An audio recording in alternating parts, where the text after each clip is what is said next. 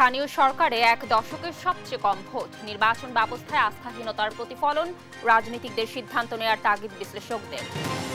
BNP আন্দোলনের নামে আবারও বিশৃঙ্খলার চেষ্টা করছে, দাবি ওবায়দুল কাদেরের। দেশের স্বাধীনতা কাঁটাতারে ঝুলছে, অভিযোগ গয়েশ্বরের। এবং টুঙ্গিপাড়ায় আমার বাড়ি আমার খামার প্রকল্পের সদস্যদের সঙ্গে মতবিনিময়, সমবায়ের ধারণা সারা দেশে ছড়িয়ে দেওয়ার আহ্বান প্রধানমন্ত্রীর।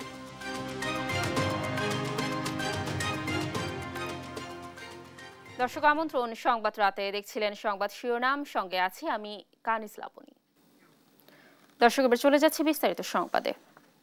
ষষ্ঠ উপজেলা নির্বাচনের প্রথম ধাপে চেয়ারম্যান পদে ভোট পড়েছে গড়ে 36.10%, যা গেল এক দশকে স্থানীয় সরকারের এ নির্বাচনে ভোটের হারের দিক থেকে সবচেয়ে কম। বিশ্লেষকরা বলছেন, এর মধ্য দিয়ে নির্বাচনী ব্যবস্থায় মানুষের অনাস্থার বহিঃপ্রকাশ ঘটেছে। এর থেকে বেরিয়ে আসতে হলে রাজনীতিবিদদেরকেই সিদ্ধান্ত নিতে হবে বলেও মত তাদের। কাজী শাহেদের রিপোর্ট। ষষ্ঠ উপজেলা পরিষদ নির্বাচনে প্রথম ধাপের ভোট শেষ হয়েছে। ফলাফল বিশ্লেষণে দেখা যাচ্ছে 25% কম ভোট পড়েছে 13 উপজেলায়, 60% উপরে ভোট পড়েছে 8 উপজেলায়। ব্যালটে ভোটের হার যেখানে 37.22%, সেখানে ইভিএমে ভোট পড়েছে 31.31%। 2019 সালের পঞ্চম উপজেলা নির্বাচনে গড়ে 41% বেশি ভোট পড়েছিল। 2014 সালে চতুর্থ উপজেলা ভোটে 61% এবং তৃতীয় উপজেলা ভোটে 2009 সালে 67.69% ভোট পড়ে। এ হিসেবে গত এক দশকের মধ্যে স্থানীয় সরকারের এই নির্বাচনে ভোটের হার এবারই সবচেয়ে কম। 2009-এর যে উপজেলা পরিষদের যে নির্বাচনটি হয়েছিল, সেটি কিন্তু সবচেয়ে অংশগ্রহণমূলক এবং প্রতিদ্বন্দ্বিতাপূর্ণ একটা নির্বাচন ছিল। সেটি কিন্তু এখন ডে বাই ডে, যদি 14, 19 বা এই বর্তমানে 24-এ দেখে, সেটা কিন্তু সরকারের হিসাব অনুযায়ী কিন্তু এটা 40-এ গিয়ে দাঁড়াচ্ছে। যদি প্রপোর্শনাল রিপ্রেজেন্টেশন সিস্টেম, তারপরে সেকেন্ড রাউন্ড ইত্তকার ব্যবস্থা করা যায়, ন্যূনতম একটা থ্রেশহোল্ড স্ট্যাবলিশ করা যায় যে ধরুন 50% ভোট ন্যূনতম পেতে হবে, তা না হলে সেকেন্ড রাউন্ড হবে। এরকমের নতুনতর পদ্ধতি আবিষ্কার না করলে বা প্রবর্তন না করলে আমাদের এখানটায় এই আগ্রহের ভাটা পড়বে, এটাই স্বাভাবিক। 139 উপজেলার মধ্যে নির্বাচনে হাড্ডাহাড্ডি লড়াই হয়েছে 15 উপজেলায়। তেমন কোনো প্রতিদ্বন্দ্বিতা হয়নি 63 উপজেলায়। রাজনৈতিক বিশ্লেষক ও পর্যবেক্ষকরা বলছেন, অংশগ্রহণমূলক নির্বাচন না হয় আগ্রহ হারিয়েছেন ভোটাররা। একটা বিরোধী দল তারা নির্বাচনে অফিসিয়ালি বয়কট করছে, সেটার জন্য মানুষের মধ্যে এক ধরনের দ্বিধা বলেন, তাদের একটা সমর্থক গোষ্ঠী তারা ভোট কেন্দ্রে যাচ্ছে না। এত বিশাল বড় একটা ভোট যোগ্য হচ্ছে এই জন্য যে ব্যাপক ক্যাম্পেইন, ভোটারদের টানার জন্য, উপস্থিতির জন্য কোনো বিশেষ পদক্ষেপ এটা লক্ষণীয় নাই। টিআইবির নির্বাহী পরিচালক ইফতেখারুজ্জামান মনে করেন, সাম্প্রতিক সময়ে সাধারণ মানুষের মধ্যে নির্বাচন বিমুখতা তৈরি হয়েছে। ব্যাখ্যা করলেন তার কারণও। যারা নির্বাচন কমিশন সহ যারা নির্বাচন পরিচালনার সাথে জড়িত, আইন প্রক্রিয়া সংস্থা, প্রশাসন, স্থানীয় প্রভাবশালী মহল, তারা সকলেই নির্বাচন প্রক্রিয়াটাকে এমনভাবে জিম্মি করে রাখেন এবং এমন একটা অবস্থা তৈরি করেছেন, ভোটার মনে করেন আমার তো ভোটের কোনো মূল্য নাই। এর থেকে বেরিয়ে আসতে চাইলে রাজনীতিবিদদের এখনই সিদ্ধান্ত নেওয়া দরকার বলে মনে করেন টিআইবি প্রধান। আমরা মনে করি যে আসলে দেশের রাজনৈতিক নেতৃবৃন্দকেই আয়নার সামনে দাঁড়াতে হবে, তাদের নিজেদেরকে ভাবতে হবে কেন এই পরিস্থিতি সৃষ্টি হচ্ছে। স্থানীয় সরকার নির্বাচনে উপস্থিতি কম হওয়া, ভোটের প্রতি মানুষের নেতিবাচক মনোভাবের বহিঃপ্রকাশ, এ ধারা থেকে বের হতে ভোটের পরিবেশ ফিরিয়ে আনার পরামর্শ রাজনৈতিক বিশ্লেষক ও পর্যবেক্ষকদের। কাজী শাহেদ, দেশ টিভি, রাজশাহী। আন্দোলনের নামে বিএনপি আবারও বিশৃঙ্খলা করার চেষ্টা করছে বলে অভিযোগ করেছেন আওয়ামী লীগ সাধারণ সম্পাদক ওবায়দুল কাদের। শুক্রবার বিকেলে দলের কেন্দ্রীয় কার্যালয়ে এক যৌথ সভায় তিনি এ কথা বলেন। আগামীকাল মোহাম্মদপুরে শান্তি ও উন্নয়ন সমাবেশ করবে আওয়ামী লীগ। তৌফিক মাহমুদ মুন্নার রিপোর্ট। দ্বাদশ জাতীয় নির্বাচনের পর আবারও রাজপথে বড় দুই দল। শুক্রবার বিকেলে দলের কেন্দ্রীয় কার্যালয়ের সামনে সমাবেশ করে বিএনপি। একই দিন বিকেলে 23 বঙ্গবন্ধু এভিনিউতে দলের কেন্দ্রীয় কার্যালয়ে যৌথ সভা ডাকে ক্ষমতাসীন আওয়ামী লীগ। ঢাকা মহানগর জেলা আওয়ামী লীগ সহ দলের সহযোগী ও অঙ্গ সংগঠনের সভাপতি সাধারণ সম্পাদক এই সভায় অংশ নেন। যৌথ সভায় সভাপতিত্ব করেন দলের সাধারণ সম্পাদক ওবায়দুল কাদের। নির্বাচন ঠেকাতে ব্যর্থতা। সবার শুরুতে কথা বলেন আওয়ামী লীগ সাধারণ সম্পাদক, জানান দেশের মানুষের জানমাল নিরাপত্তার জন্য মাঠে থাকবে আওয়ামী লীগ, করবে শান্তি সমাবেশ। বিএনপি কাছে গোটা রাজধানীকে আমরা যদি তাদের উপর ছেড়ে দিই, তাহলে জনগণের জানমাল সুরক্ষা সমস্যা হতে পারে, এবং সে কারণে আমাদের মাঠে থাকতে হবে। আন্দোলনের নামে বিএনপি আগুন সন্ত্রাসের অপচেষ্টা করছে উল্লেখ করে ওবায়দুল কাদের জানান, কোনো সহিংসতা করলে ছাড় দেওয়া হবে না, প্রস্তুত রয়েছে আওয়ামী লীগও। নৈরাজ্য করবে, একবার তো একটা শিক্ষা পেয়েছে, এবার ডাবল শিক্ষা হবে। আমরা বসে নেই, আমরা সর্বাত্মকভাবে প্রস্তুত আছি। সন্ত্রাস, অগ্নি সন্ত্রাস, নৈরাজ্য মোকাবিলায় আমরা ঐক্যবদ্ধ আছি। আমাদের সর্বশক্তি নিয়োগ করে আমরা লড়ব শেখ হাসিনার নেতৃত্বে। অন্যান্য দল নির্বাচনে না আসার পরও উপজেলা নির্বাচনে ভোটার উপস্থিতি মোটামুটি সন্তোষজনক বলে দাবি করেন ওবায়দুল কাদের। নির্বাচনেও আমরা সেটাই দেখলাম। তৌফিক মাহমুদ মুন্না, দেশ টিভি, ঢাকা। দেশের স্বাধীনতা ও সার্বভৌমত্ব এখন ফেলানির মতো কাটা তারে ঝুলছে বলে মন্তব্য করেছেন বিএনপির স্থায়ী কমিটির সদস্য গয়েশ্বর চন্দ্র রায়। আওয়ামী লীগের রিমোট কন্ট্রোল কার হাতে তা নিয়েও প্রশ্ন তোলেন তিনি। বিএনপি চেয়ারপারসন খালেদা জিয়া সহ সকল কারাবন্দী নেতাকর্মীর মুক্তির দাবিতে বিকেলে নয়াপল্টনে আয়োজিত প্রতিবাদ সমাবেশে প্রধান অতিথির বক্তব্যে তিনি এ কথা বলেন। সাইফুর রিপনের রিপোর্টে দেখুন বিস্তারিত। বিএনপি চেয়ারপারসন খালেদা জিয়া সহ সব রাজবন্দীর মুক্তির দাবিতে নয়াপল্টনে দলের কেন্দ্রীয় কার্যালয়ের সামনে মিছিল ও সমাবেশের আয়োজন করে ঢাকা মহানগর দক্ষিণ বিএনপি। মিছিল পূর্ব সমাবেশে বিএনপি ও এর সহযোগী অঙ্গ সংগঠনের নেতারা সংহতি জানিয়ে রাখা বক্তব্যে দাবি করেন, দেশের মানুষের মৌলিক চাহিদা পূরণে ব্যর্থ হয়েছে সরকার। আজকে বাংলাদেশের যে গভীর সংকটের ভিতরে, বাংলাদেশের যে অর্থনৈতিক সংকটের মুখে বাংলাদেশ উপনীত হয়েছে, এই সব কিছুর মূলে রয়েছে আওয়ামী অবৈধ ফ্যাসিস্ট হাসিনা সরকার। এই স্বৈরাচারকে পতন করার জন্য যা যা করণীয় সবকিছু করা হবে ইনশাআল্লাহ। এই রাজপথে আন্দোলন সংগ্রামের মধ্য দিয়ে এই খুনি ফ্যাসিস্টদের পতন আন্দোলনকে ইনশাআল্লাহ আমরা এগিয়ে নিয়ে যাব। প্রিয় বন্ধুরা, উপজেলা নির্বাচন বর্জন করায় জনগণকে আবারও ধন্যবাদ জানিয়ে বিএনপির কেন্দ্রীয় নেতারা বলেন, দেশের জনগণ নয়, ভারতের ব্যবসায়ী আর নিজেদের লোকদের সচ্ছলতা ফিরিয়ে আনতে চায় সরকার। গণতন্ত্রটাকে রক্ষা করি, ভোটের অধিকার রক্ষা করি, সেই আন্দোলনে নেতৃত্ব দিচ্ছে আমাদের নেতা বিএনপির আজকের ভারপ্রাপ্ত চেয়ারম্যান দেশনায়ক তারেক রহমান। তাই তারেক রহমানকেও তারা আজকে মেরে ফেলতে চায়। আপনি সচ্ছল করছেন তো ভারতের ব্যবসায়ীদেরকে, আপনার ঘনিষ্ঠ লোকদেরকে, তাদেরকে আপনি সচ্ছল করছেন। বাংলাদেশের মানুষকে তো আপনি সচ্ছল করছেন কোথায়? দলের স্থায়ী কমিটির সদস্য গয়েশ্বর চন্দ্র রায় বলেন, বাংলাদেশের স্বাধীনতা কেড়ে নেওয়ার ক্ষমতা ভারতের নেই। সার্বভৌমত্বকে যদি রক্ষা করতে হয় তাহলে ৭১-এর মতোই আমাদেরকে গড়ে তুলতে হবে। প্রতিবেশীদের দালালি করে শেখ হাসিনা বেশি দিন টিকতে পারবে না। বিএনপির নেতৃত্ব নিয়ে আওয়ামী লীগ সাধারণ সম্পাদকের করা বক্তব্যের সমালোচনাও করেন গয়েশ্বর চন্দ্র রায়। বিএনপি তো রিমোট কন্ট্রোলে চলে, রিমোট কন্ট্রোলটা কার হাতে? দেশনেত্রী বেগম খালেদা জিয়ার হাতে, নয়তোবা ভারপ্রাপ্ত চেয়ারম্যান যিনি আন্দোলনের নেতৃত্ব দিচ্ছেন তারেক রহমানের হাতে। আপনাদের রিমোট কন্ট্রোলটা কোথায়? সরকারের রিমোট কন্ট্রোলটা কার হাতে? মোদির হাতে, না অজিত দুবারের হাতে, না রয়েল সিংহের হাতে? চলমান আন্দোলনে শিগগিরই বিজয় আসবে দাবি করে দেশের বিরুদ্ধে যারা অবস্থান নিচ্ছে তাদের শাস্তি নিশ্চিত করা হবে বলেও হুঁশিয়ারি দেন বিএনপির এই নেতা। যথাযথভাবে শাস্তি দেওয়ার জন্য যথাসময়ে ব্যবস্থা হবে। সাইফুল রিপন, দেশ টিভি, ঢাকা। দর্শক, বিএনপির সমাবেশ নিয়ে আলোচনার জন্য আজ স্টুডিওতে আমাদের সাথে রয়েছেন সহকর্মী সাইফুল ইসলাম। সাইফুল, আপনাকে দেশ টিভি নিউজ স্টুডিওতে স্বাগত। সাইফুল, আপনার একটি রিপোর্ট দেখছিলাম আমরা, যেমনটি বলছিলাম যে নানা কর্মসূচি দিয়ে তো ঈদের পর আবারও রাজপথে সরব হয়েছে বিএনপি, এবং এরই ধারাবাহিকতা আজকে আমরা দেখলাম নয়াপল্টনে প্রতিবাদ সমাবেশ চলল। আপনি সেখানে ছিলেন, কেমন দেখলেন নেতাকর্মীদের সাড়া? কানিজ, আপনাকে ধন্যবাদ। আমরা কিন্তু এই ঈদের পর থেকেই বিভিন্ন সময়ে বিএনপি নেতাদের সাথে কথা বলেছে এবং তারা যেটি জানিয়েছে যে জনগুরুত্বপূর্ণ কিংবা জনগণের ভোগান্তি হচ্ছে এমন বিষয়গুলো নিয়ে, এই ইস্যুগুলো নিয়ে কিন্তু তারা কর্মসূচি নিয়ে মাঠে নামবে।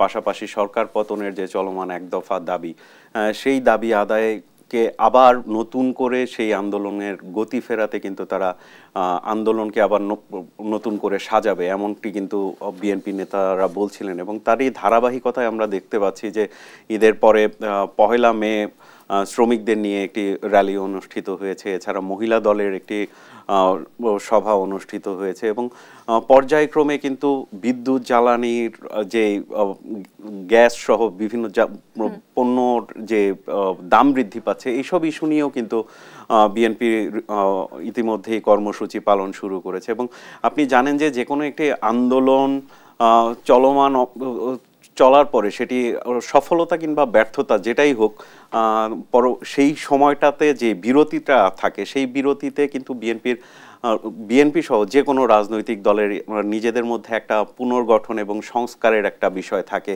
এবং সেই সময়টাও কিন্তু বিএনপির জন্য যাচ্ছে। এবং আপনি জানেন যে ঢাকা মহানগর সহ সারা দেশের বিভিন্ন জায়গায় আহ্বায়ক কমিটি আছে, সামনের যে আন্দোলন তারা সফল করতে চাচ্ছে, সেই আন্দোলনকে সফল করতে হলে কিন্তু এই নেতাকর্মীদের আবার নতুন করে তাদের উদ্দীপ্ত করতে হবে এবং সেই উদ্দীপ্ত করার লক্ষ্য নিয়ে এই যে জনভোগান্তি যেই বিষয়গুলো হচ্ছে, এই ইস্যু নিয়ে তারা যেমন কর্মসূচি করছে, বিভিন্ন দিবস উপলক্ষে তারা কর্মসূচি করছে, রাজনৈতিক নেতাকর্মী যারা রাজনৈতিকভাবে বিভিন্ন মামলায় কারাগারে বন্দী আছেন তাদের মুক্তির দাবিতে তারা কর্মসূচি করছেন। এবং এর মধ্য দিয়ে যেই সব নেতাকর্মীরা তারা এই মাঠের রাজনীতিতে মাঠে সরব থাকবেন, তাদের যে কর্মকাণ্ড সেটার উপর ভিত্তি করে কিন্তু দলের পুনর্গঠনের কাজেও তাদের সহায়তা করবে, এমনটি কিন্তু দাবি করছেন। এবং আমরা বিএনপির বিভিন্ন পর্যায়ের নেতাকর্মীদের সাথে কথা বলে যতটুকু জানতে পেরেছি যে এই যে মাঝখানে যে বিরতি গিয়েছে, সেই বিরতিটিকে তারা আসলে কোনো হতাশার বিষয় হিসেবে দেখছে না। তারা বলছেন যে দীর্ঘ সময় আন্দোলন সংগ্রামের কারণে কিছু তার ক্লান্তি চলে আসলেও তারা আবার নতুন করে সরব হওয়ার জন্য এই কর্মসূচিগুলোর মধ্য দিয়ে আবার নতুন করে সরব হবে এবং সংগঠনকেও তারা পুনর্গঠন করবে, এমন ধরনের বার্তা কিন্তু তারা দিচ্ছেন। কিন্তু এদিকে আমরা যেমনটি দেখতে পাচ্ছি যে আওয়ামী লীগ কিন্তু বরাবরের মতোই বিএনপির নেতৃত্ব নিয়ে প্রশ্ন বারবার তুলছে। সেক্ষেত্রে বিএনপি নেতারা আসলে কি বলছে তাদের নেতৃত্বের ব্যাপারে? এই দলগুলোর রাজনৈতিক নেতৃত্ব নিয়ে দুই পক্ষেরই কিন্তু নানান ধরনের বক্তব্য দেখা যায় এবং আজকেও যেমন আওয়ামী লীগ সাধারণ সম্পাদক বক্তব্য যেটি দিয়েছেন যে রিমোট কন্ট্রোল দিয়ে বিএনপির নেতৃত্ব চলছে এবং রাজপথের যে আন্দোলন, সেই রাজপথের আন্দোলনে সরাসরি শারীরিকভাবে উপস্থিত না থেকে নেতৃত্ব দিলে সেই আন্দোলন সফল হবে না, এমনটি দাবি কিন্তু আওয়ামী লীগের পক্ষ থেকে করা হয়েছে। এবং আজকের এই মিছিল পূর্ব যে সমাবেশ বিএনপির, সেই সমাবেশে কিন্তু এই বিষয়ে বিএনপির অন্যতম নীতি নির্ধারক গয়েশ্বরচন্দ্র রায় কথা বলেছেন এবং তারা যেটি বলছেন যে রাজনৈতিকভাবেই যেই বক্তব্য তিনি দিয়েছেন তার বক্তব্যে যেটি জানানোর চেষ্টা করেছেন যে বিএনপির নেতৃত্ব আসলে বিএনপি চেয়ারপারসন খালেদা জিয়া এবং ভারপ্রাপ্ত চেয়ারম্যান তারেক রহমানের নেতৃত্বেই আছে এবং তাদের নেতৃত্বেই দল চলছে।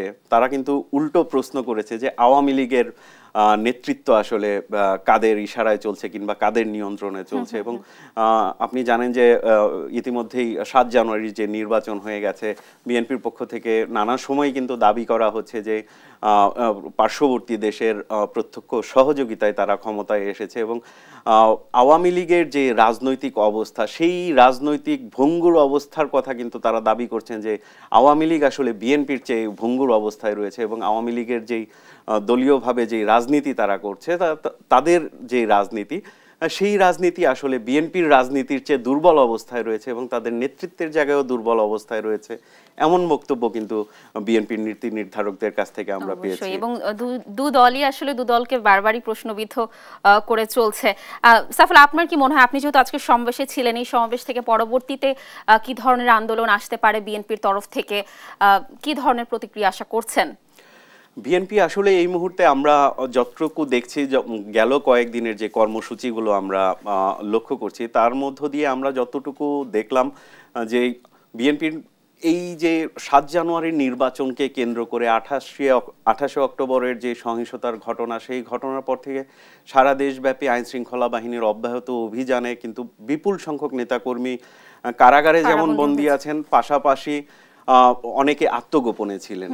এই যে কর্মসূচিগুলো, এই কর্মসূচিগুলোর মধ্য দিয়ে এই যে দলের নেতাকর্মীরা যারা কারাগার থেকে বের হচ্ছেন, পাশাপাশি দীর্ঘদিন আত্মগোপনে ছিলেন, সেই সব নেতাকর্মীরা কিন্তু ধীরে ধীরে আবার সরব হচ্ছে। এবং আপনাকে এর আগেও যেটি বলতে চাচ্ছিলাম যে তারা এর মধ্য দিয়ে কিন্তু এই দলের প্রতি ভূমিকা রাখা যারা নেতাকর্মীরা রয়েছে তাদের মূল্যায়নের বিষয়টিও কিন্তু তারা বিবেচনা করছে। এবং তারা যেটি বলছেন যে এখন থেকে কিন্তু এই গুরুত্বপূর্ণ যে ইস্যুগুলো, জনভোগান্তি হচ্ছে, সেই ভোগান্তিমূলক ইস্যুগুলো নিয়ে তারা যেমন কর্মসূচি করবে, দলের বিভিন্ন দাবি দাওয়া নিয়েও তারা নিয়মিত রাজপথে সরব থাকবে। তারা আবার রাজনীতির মাঠে সরব হয়ে ফিরতে যাচ্ছে। সাইফুল, আপনাকে অসংখ্য ধন্যবাদ আজকে আমাদের সাথে যুক্ত থাকার জন্য। দর্শক, বিএনপির সমাবেশ নিয়ে সর্বশেষ তথ্য জানাতে আমাদের সাথে যুক্ত ছিলেন আমাদের সহকর্মী সাইফুল। এবার চলে যাচ্ছে অন্য প্রসঙ্গে। সমবায়ের ধারণা সারা দেশে ছড়িয়ে দেওয়ার আহ্বান জানিয়েছেন প্রধানমন্ত্রী শেখ হাসিনা। তিনি জানান, এর মাধ্যমে দারিদ্র্য বিমোচন করে জীবনমান উন্নয়ন করা সম্ভব। টুঙ্গিপাড়ায় আমার বাড়ি আমার খামার প্রকল্পের সদস্যদের সঙ্গে মত বিনিময়কালে এসব কথা বলেন প্রধানমন্ত্রী। সবাইকে জাতীয় পেনশন স্কিমে যুক্ত হওয়ার আহ্বানও জানান তিনি। আরও জানাচ্ছেন জয় যাদব। একদিনের ব্যক্তিগত সফরে নিজ নির্বাচনী এলাকা জাতির পিতার জন্মধন্য গোপালগঞ্জের টুঙ্গিপাড়ায় যান প্রধানমন্ত্রী শেখ হাসিনা। শুক্রবার সকালে টুঙ্গিপাড়ায় পৌঁছে জাতির পিতা বঙ্গবন্ধু শেখ মুজিবুর রহমানের সমাধিতে ফুল দিয়ে শ্রদ্ধা জানান প্রধানমন্ত্রী। পরে ছোট বোন শেখ রেহানা ও পরিবারের অন্যান্য সদস্যদের সঙ্গে নিয়ে দোয়া ও মোনাজাতে অংশ নেন প্রধানমন্ত্রী। এ সময় গোপালগঞ্জ জেলা ও টুঙ্গিপাড়া উপজেলা আওয়ামী লীগ ও এর সহযোগী সংগঠনের নেতাকর্মীরাও মোনাজাতে অংশ নেন। পরে টুঙ্গিপাড়া উপজেলা আওয়ামী লীগ কার্যালয়ে দারিয়ার কুল আমার বাড়ি আমার খামার প্রকল্পের সদস্যদের সঙ্গে মতবিনিময় করেন এই সমিতির উপদেষ্টা প্রধানমন্ত্রী শেখ হাসিনা। তিনি বলেন, বঙ্গবন্ধুর সমবায় ধারণার আলোকেই ক্ষুদ্র সঞ্চয়ের মাধ্যমে দারিদ্র্য বিমোচন করাই সরকারের লক্ষ্য। একটি বাড়ি একটি খাবার প্রকল্পটা ওই যে জাতির পিতা বঙ্গবন্ধু শেখ মুজিব যে সমবায় করতেছিলেন তারই আলোকে এটা আমরা গড়ে তুলি এই কারণে যে প্রতিটি পরিবারে, এই পরিবারের জন্য এটা হচ্ছে ক্ষুদ্র সঞ্চয়ের ব্যবস্থা। নিজ নির্বাচনী এলাকার সকল কৃষি জমি সমবায়ের মাধ্যমে চাষাবাদ করা হবে বলে জানান সরকার প্রধান। কোটালীপাড়া টুঙ্গিপাড়ার যত জমি অনাবাদি থাকবে সবই আমি চাষের আওতায় নিয়ে আসতে চাই।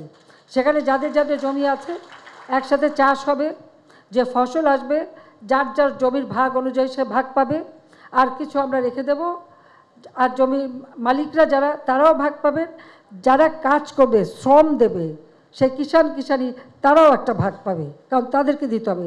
আর আমাদের এই সমবায়ের কাছে রাখা হবে। দ্বিতীয় স্যাটেলাইট উৎক্ষেপণ প্রক্রিয়া চলছে। এর ফলে প্রত্যন্ত অঞ্চল পর্যন্ত তথ্য সেবা পৌঁছে যাবে বলে জানান প্রধানমন্ত্রী। এখন থেকে আমরা দ্বিতীয় স্যাটেলাইট নির্মাণেরও ব্যবস্থা নিয়েছি, যাতে এবং সেটা আরও শক্তিশালী হবে।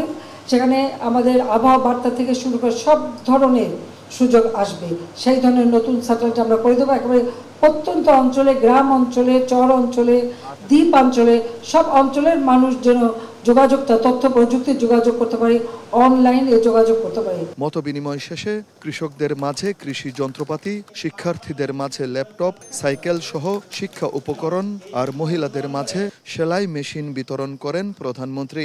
এছাড়াও সুবিধা বঞ্চিত মানুষের মাঝে নগদ অর্থ বিতরণ করেন তিনি। জয় যাদব, দেশ টিভি, টুঙ্গিপাড়া, গোপালগঞ্জ। রাষ্ট্রীয় মর্যাদায় মানিকগঞ্জের নিজ গ্রামে চিরনিদ্রায় শায়িত হলেন বিমান বাহিনীর স্কোয়াড্রন লিডার আসিম জাওয়াদ। এর আগে বাদ জুমা তৃতীয় ও শেষ জানাজা শেষে তাকে গার্ড অফ অনার দেওয়া হয়। সকালে চট্টগ্রাম থেকে তার মরদেহ আনা হয় তেজগাঁওয়ের বিমান ঘাঁটি বাসারের প্যারেড গ্রাউন্ডে। সেখানে তাকে 3 বাহিনীর পক্ষ থেকে জানানো হয় শ্রদ্ধা। সন্তানের জন্য সবার কাছে দোয়া চান জাওয়াদের বাবা। নিয়াজ মোর্শেদ ও আব্দুল আলিমকে সঙ্গে নিয়ে আরো জানাচ্ছেন মাহমুদ হাসান। বৃহস্পতিবার চট্টগ্রামে বাংলাদেশ বিমান বাহিনীর একটি প্রশিক্ষণ যুদ্ধ বিমান ঘাঁটিতে ফেরার সময় কর্ণফুলী নদীর মোহনায় বিধ্বস্ত হয়। এ ঘটনায় আহত 2 পাইলটের মধ্যে চিকিৎসাধীন অবস্থায় স্কোয়াড্রন লিডার আসিম জাওয়াদের মৃত্যু হয়। শুক্রবার সকালে তার মরদেহ আনা হয় ঢাকা সেনানিবাসের বিমানঘাঁটি বাসারের প্যারেড গ্রাউন্ডে। এ সময় তার পাইলট হয়ে ওঠা নিয়ে স্মৃতিচারণ করেন তার বাবা। ছেলের জন্য দোয়া চান সকলের কাছে। সিকিউরিটিহীন চাকরি, ফ্লাই করবে, দেশের জন্য ফ্লাই করবে, তবু আমি দিয়েছি। ওর আম্মা যথেষ্ট না করেছে আমাকে, কিন্তু আমি ওর যেটা আগ্রহ আমি সেটাকে সম্মান করে ওকে আমি দিয়েছিলাম।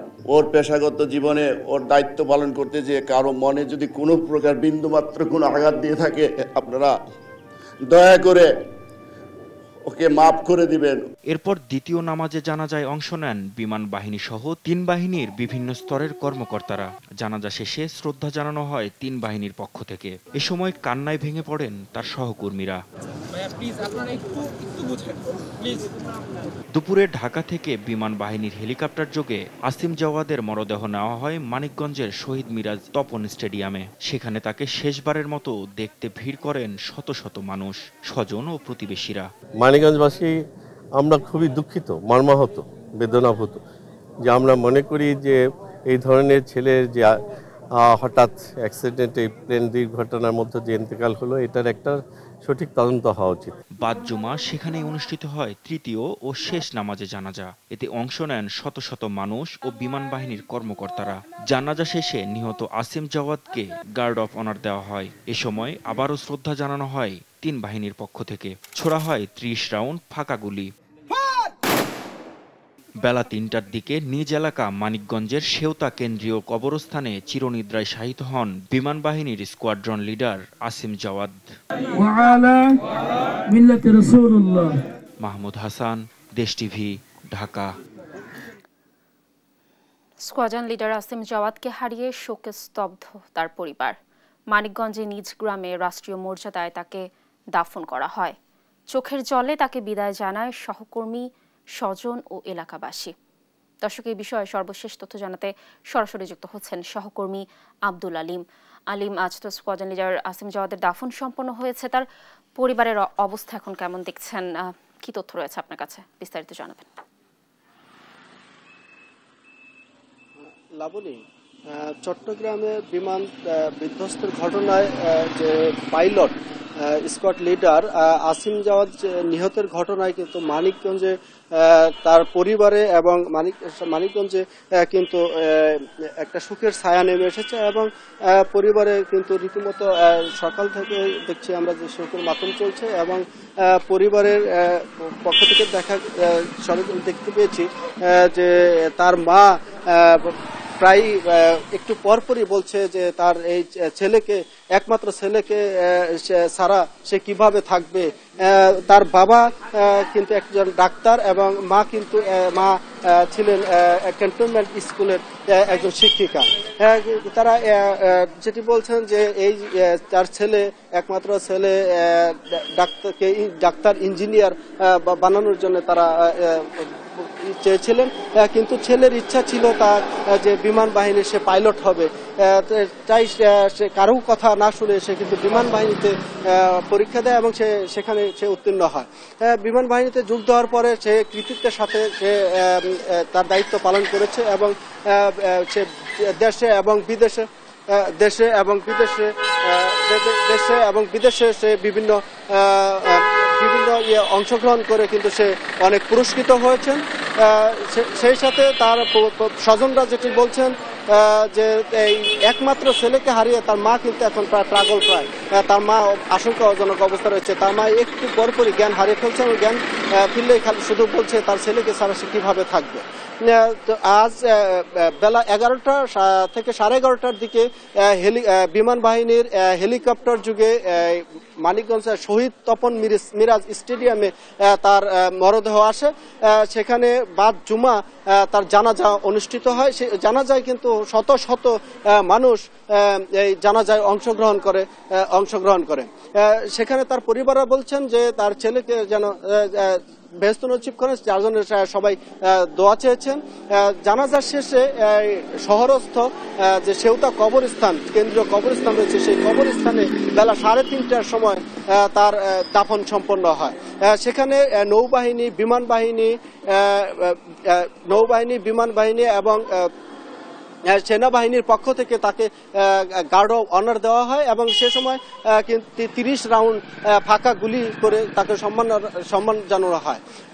এ সময় তার পিতা আমানুল্লাহ, তিনি একজন পেশায় ডাক্তার, তিনি যেটি বলছেন যে তার ছেলে অত্যন্ত মেধাবী ছিল এবং একজন চৌকস অফিসার ছিল, কিন্তু তার এই মৃত্যুতে সে কিভাবে এই শোক কাটিয়ে উঠবে তা তিনি কিছুতে মেনে নিতে পারছেন না। কিন্তু স্থানীয় যে মানিকগঞ্জ যে স্থানীয় সুশীল সমাজ রয়েছে, তারা যেটি বলছেন যে এই বিমান দুর্ঘটনায় যে একজন চৌকস অফিসার কিন্তু বাংলাদেশ দেশবাসী হারলে এবং মানিকগঞ্জ কিন্তু এই নিয়ে সম্ভ্রান্ত ভাবে রয়েছে এবং মানিকগঞ্জ কিন্তু একটা কালো ছায়ার মতো নেমে এসেছে। স্বজন এবং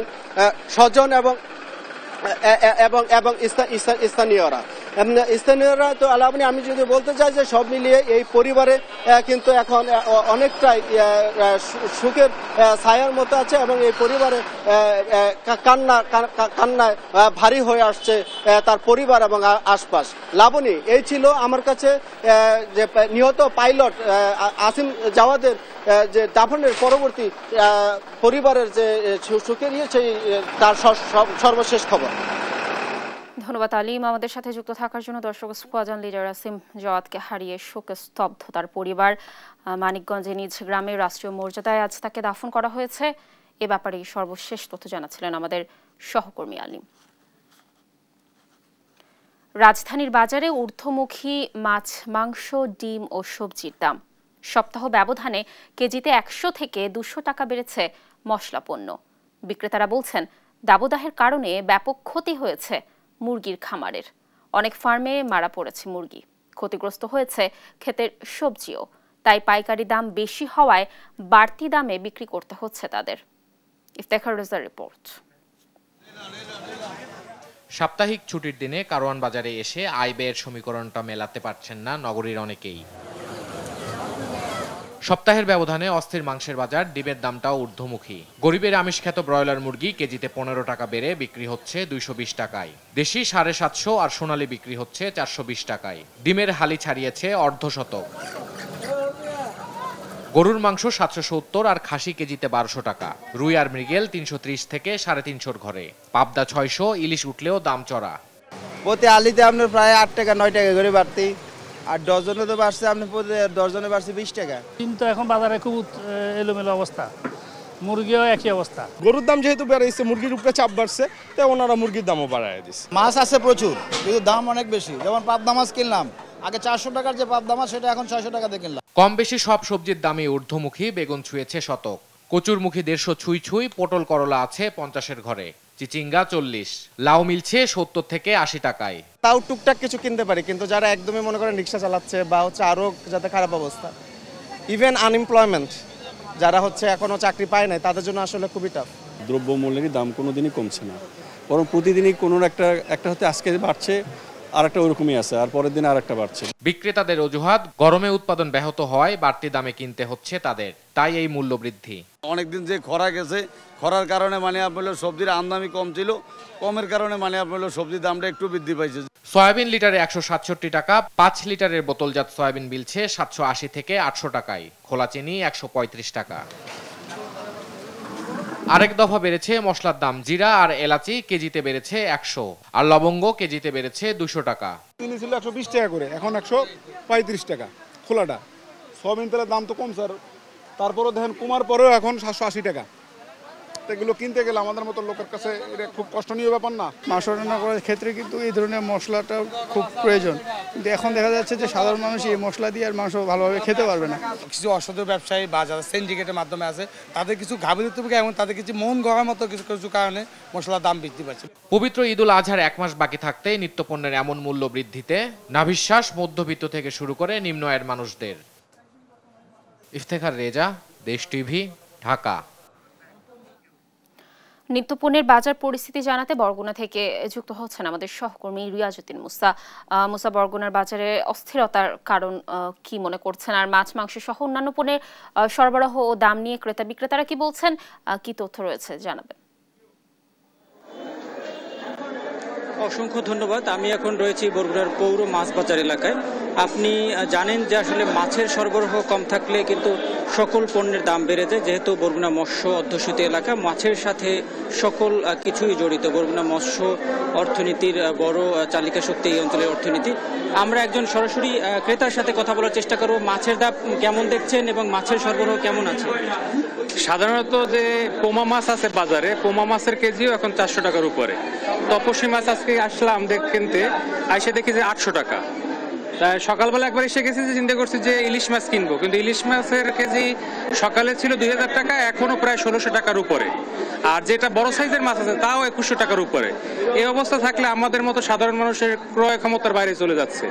তা আমরা চাই সরকার যেন এটার উপর খেয়াল রাখে এবং যেন এই মাছের দাম আমাদের ক্রয় ক্ষমতার উপরে আসে। ধন্যবাদ।